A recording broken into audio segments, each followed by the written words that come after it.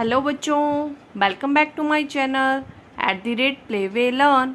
बच्चों, आज हम क्लास 6 का सेकंड चैप्टर हिंदी में बचपन पढ़ेंगे। इस चैप्टर में बच्चों जो इसकी कवित्री है, ठीक है, कृष्णा सोबती, वह अपने बचपन के बारे में बता रही है कि कैसे कैसे जो है वो बचपन में से आज दिन तक कितनी बड़ी हो चुकी है, ठीक है, कैसे कैसे उसका पहनावा चेंज हो गया और वो क्या क्या जो है काम करती थी अपने बचपन में, ठीक है।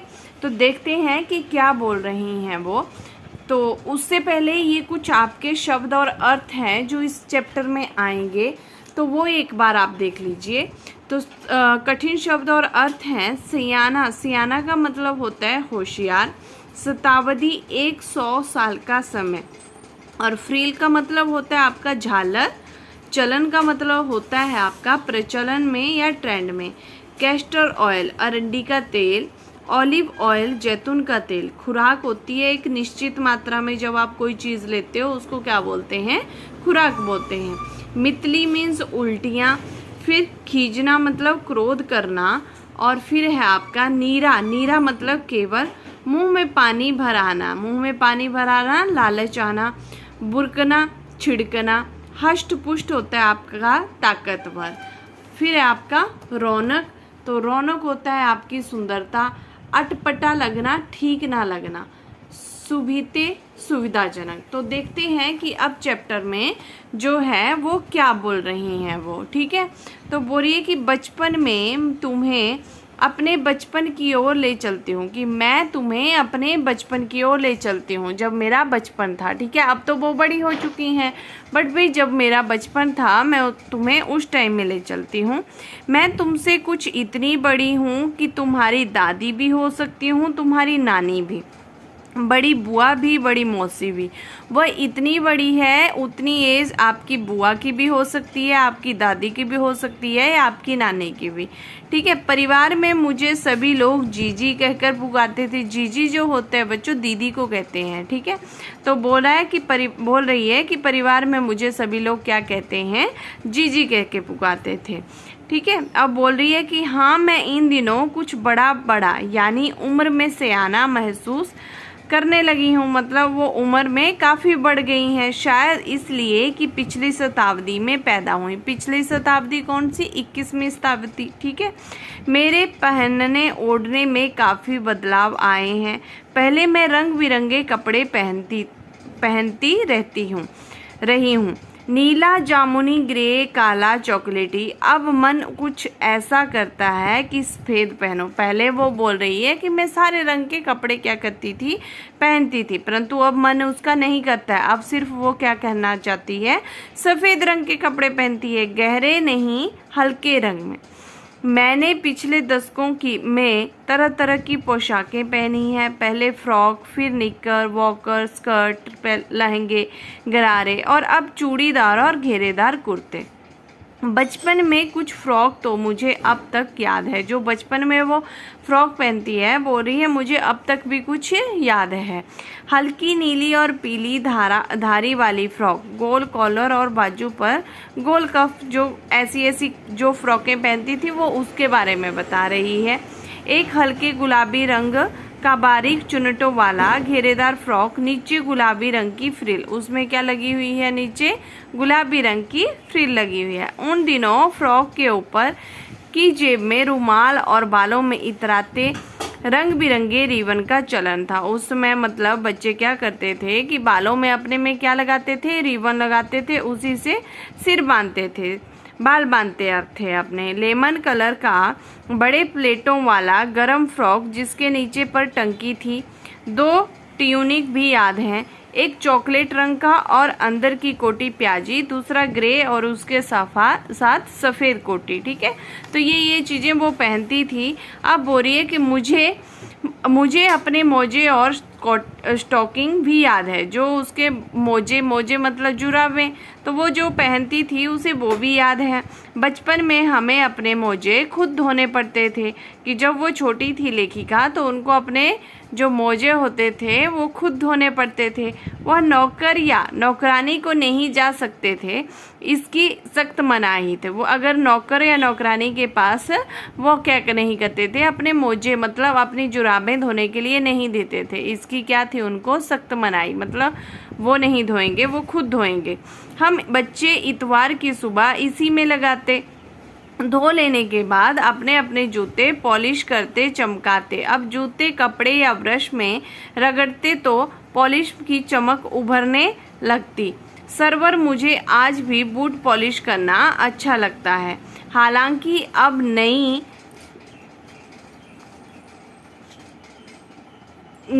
किस्म के शू आ चुके हैं। कहना होगा कि ये पहले से कहीं ज़्यादा आरामदेह हैं। हमें नए जूते मिलते उनके साथ ही छालों का इलाज शुरू हो जाता था। जब नए जूते लेते थे ना तो पैर में क्या होता था, जख्म पड़ जाता था, उसको क्या बोलते हैं, छाले बोलते हैं।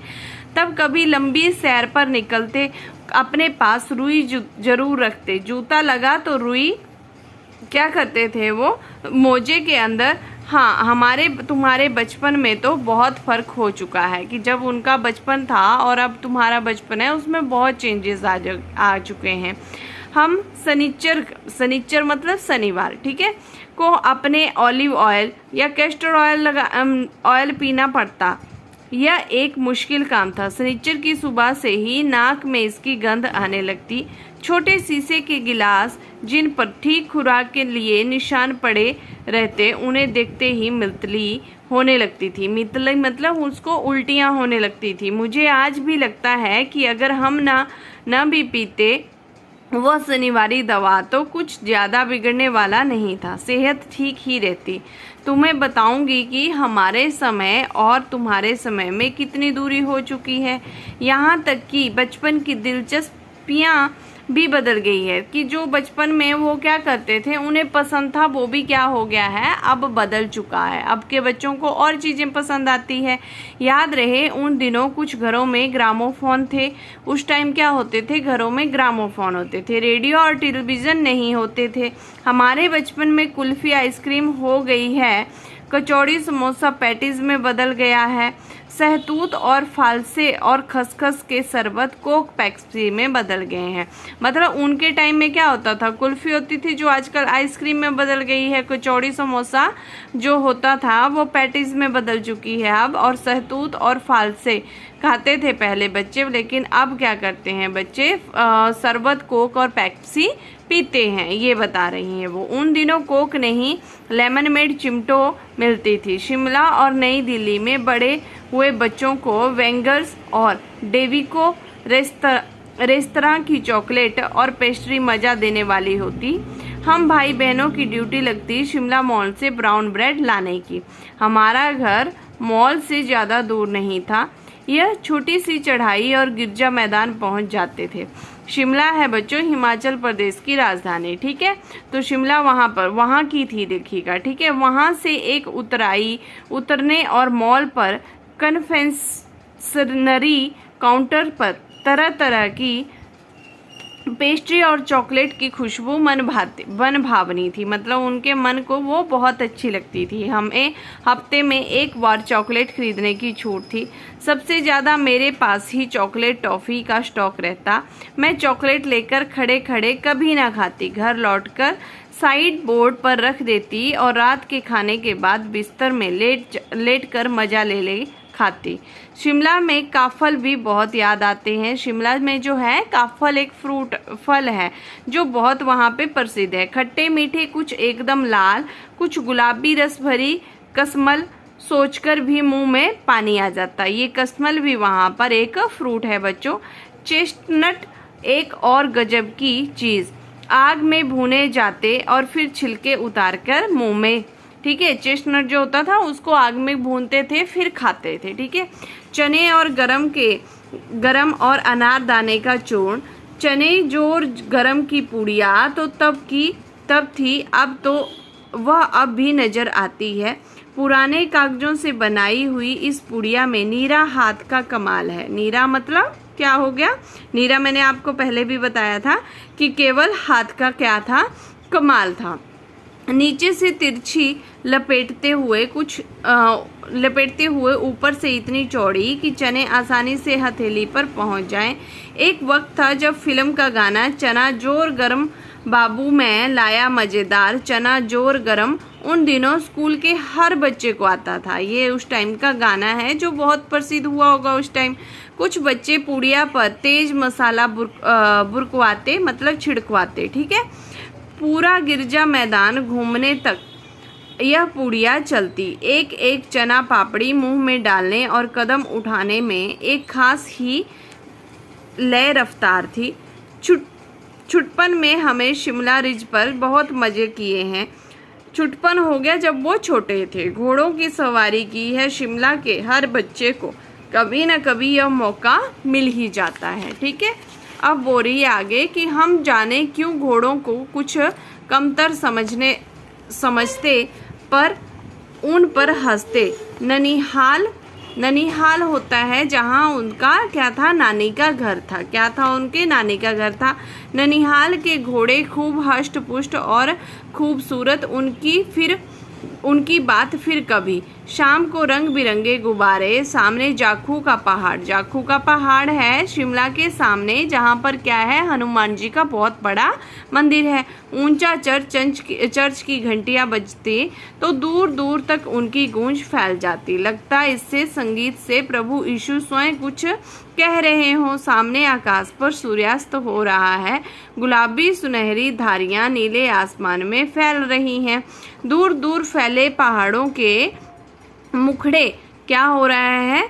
गहराने लगे और देखते देखते बत्तियां टिमटिमाने लगी। रिज पर की रौनक और माल की दुकानों की चमक के भी क्या कहने। सेकंड पॉइंट भी भीड़ उबरता कोताहल होता है बच्चों, जहाँ पर क्या होता है? बहुत ज़्यादा भीड़ होती है। सर्वर्स कैंडल पॉइंट के ठीक सामने उन दिनों एक दुकान हुआ करती थी जिसमें शोरूम में शिमला कालका ट्रेन का मॉडल बना हुआ था। इसकी पटरियां उस पर क्या की हुई थी? इसकी पटरियां उस पर खड़ी छोटे छोटे डिब्बों वाली ट्रेन, एक और लाल टीन की छतवाल स्टेशन और सामने सिग्नल देता खंबा। थोड़ी थोड़ी दूर पर बनी सुरंगें। पिछली सदी में तेज रफ्तार वाली गाड़ी वही थी। कभी कभी हवाई जहाज भी देखने को मिलते। दिल्ली में जब भी उनकी आवाज़ आती बच्चे उन्हें देखने बाहर दौड़ते। दिखता एक भारी भरकम पक्षी उड़ता जा रहा है, पंख फैलाकर वह देखो और वह गायब हो जाता था। उसकी स्पीड ही इतनी तेज थी कि हाँ, गाड़ी के मार्ड वाली दुकान के साथ एक और ऐसी दुकान थी जो मुझे कभी नहीं भूलती। यह वो दुकान थी जहाँ मेरा पहला चश्मा बनाया गया था। वहाँ आंखों के डॉक्टर क्या थे? अंग्रेज थे। ठीक है, शुरू में चश्मा लगाना बड़ा अटपटा लगा। छोटे बड़े चेहरे को की ओर देखते और कहते, आंखों में कुछ तकलीफ है, इस उम्र में ऐनक दूध पिया करो। मैं डॉक्टर साहिब का कहा दोहरा देती, कुछ देर पहनोगे तो ऐनक उतर जाएगी। वैसे डॉक्टर साहिब ने पूरा आश्वासन दिया था, लेकिन क्या हुआ? चश्मा तो अब तक नहीं उतरा, नंबर बस कम ही होता रहा। मैं अपने आप इसकी जिम्मेवार हूँ। जब आप दिन की रोशनी को छोड़कर रात में टेबल लैंप के सामने काम करेंगे तो इसके अलावा और क्या होगा? तो वो क्या करती थी बच्चों? लेखिका कि दिन की रोशनी में काम नहीं करती थी, बट रात में जब टेबल लैंप लगाकर क्या करती थी? काम करती थी। इसीलिए उसको क्या होगा? चश्मा लग गया, बोल रही है। ठीक है, तो बोल रही है कि मैं इसकी जिम्मेदार खुद हूँ। जब आप दिन की रोशनी को छोड़कर रात में टेबल लैंप के सामने काम करेंगी तो इसके अलावा और क्या होगा? बोल रही है। हाँ, जब पहली बार मैंने चश्मा लगाया तो मेरे एक चचेरे भाई ने मुझे छेड़ा, देखो देखो कैसी लग रही है। आंख पर चश्मा लगाया ताकि मुझे दूर की यह नहीं, लड़की को मालूम सूरत बनी लंगूर की। ठीक है, मैं खिजी मतलब वो क्या हो गई? चिढ़ गई उससे। खिजी कि मुझ पर यह क्यों दोहराया जा रहा है, पर शेर बुरा न लगा। जब वह चाय पीकर चले गए तो मैं अपने कमरे में जाकर आईने के सामने खड़ी हो गई। कई बार अपने को देखा, ऐनक उतारी, फिर पहनी, फिर उतारी, देखती रही, सूरत बनी लंगूर की, नहीं नहीं नहीं, हाँ हाँ हाँ।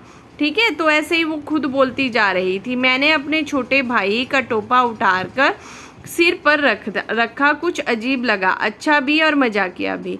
तब की बात थी जब तो चेहरे के साथ घुल मिल गया है। चश्मा जब कभी उतरा हुआ होता है तो चेहरा खाली खाली लगने लगता था। अब उसको क्या हो गई थी बच्चों, आदत हो गई थी। तो जब आदत हो जाती है तब वो रही है कि उसको फिर खाली खाली अपना क्या लगता था, चेहरा लगता था। याद आ गया वह टोपा, काली फ्रेम का चश्मा और लंगूर की सूरत। हाँ, इन दिनों शिमला में मैं सिर पर टोपी लगाना पसंद करती हूँ। मैंने कई रंगों की जमा कर ली है, कहाँ दुपट्टों का ओढ़ना और कहाँ सहज सहल सुबीले वाली हिमाचली टोपियाँ। तो वैसे ही बोल रही है कि सिर पर दुपट्टा ओढ़ने के बजाय वो क्या करती है, अब सिर पर क्या करती है, हिमाचली टोपी पहनती है। ठीक है, तो आई होप बच्चों आपको ये चैप्टर समझ में आ गया होगा। अब हम अपनी नेक्स्ट वीडियो में इसके क्वेश्चन आंसर करेंगे। तब तक के लिए बाय बाय, टेक केयर।